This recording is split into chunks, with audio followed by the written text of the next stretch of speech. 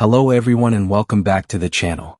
Today we're going back in time to explore one of the biggest sporting events in the world, the FIFA World Cup. How it all started, who created it, and how it became the global phenomenon we know today. Let's begin at the beginning. The story of the World Cup starts in the early 20th century. Football, or soccer, was already very popular in Europe and South America, but there was no official world championship. In 1904, FIFA was founded in Paris to govern the sport internationally. But it wasn't until the 1920s that the idea of a true World Cup began to take shape. The man who made it happen was Jules Rimet, a French football administrator. He believed that football could bring the world together. In 1928, FIFA finally voted to organize a World Cup tournament. The first edition was scheduled for 1930, and Uruguay was chosen as the host nation. Why Uruguay? Because they had won the Olympic football gold medal twice in 1924 and 1928, and they were celebrating 100 years of independence in 1930. So, in July 1930, the very first FIFA World Cup kicked off. Only 13 teams participated. Most European countries refused to travel all the way to South America because of the long boat journey. Still, the tournament went ahead. The final was played on July 30, 1930, at the Centenario Stadium in Montevideo. Uruguay faced Argentina in a highly charged match. Uruguay won 4-2 and became the first ever World Cup champions. Jules Rimet personally handed the trophy, which was later named after him, to the Uruguayan captain. After the success of 1930, the World Cup returned in 1934 in Italy and 1938 in France. Both tournaments were won by the host nation. Then World War II broke out and the World Cup was cancelled in 1942 and 1946. It returned in 1950 in Brazil. That year is famous for one of the biggest shocks in football history, the Maracanazo. Brazil were heavy favorites against Uruguay in the final, but Uruguay won 2-1 in front of nearly 200,000 fans. It remains one of the most painful days in Brazilian football. The 1950s and 60s saw the World Cup grow rapidly.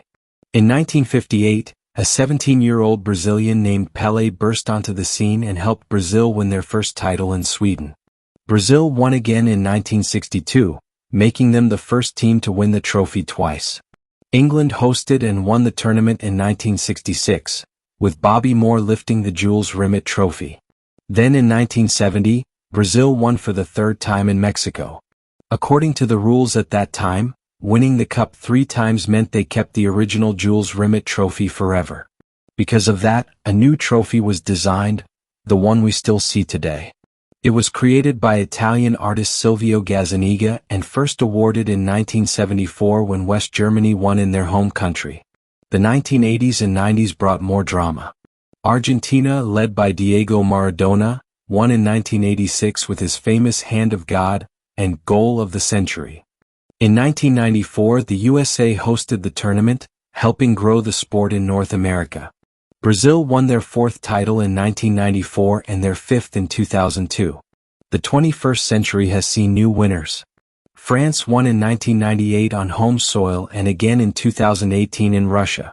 Spain won their first title in 2010 with their incredible tiki-taka style. Germany lifted the trophy in 2014 in Brazil with a record-breaking 7-1 semi-final win over the hosts.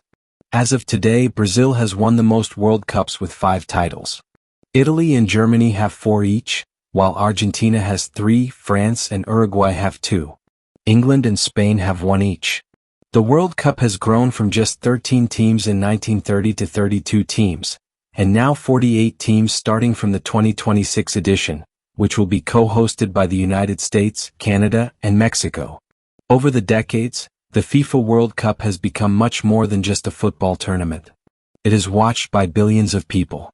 It brings countries together, creates legends, and delivers unforgettable moments of joy, heartbreak, and glory. That's the incredible journey of the FIFA World Cup, from Jules Rimet's dream in the 1920s to the massive global event we celebrate every 4 years. Thank you for watching. If you enjoyed this history lesson, hit like, subscribe, and comment which World Cup moment is your favorite. I'll see you in the next video.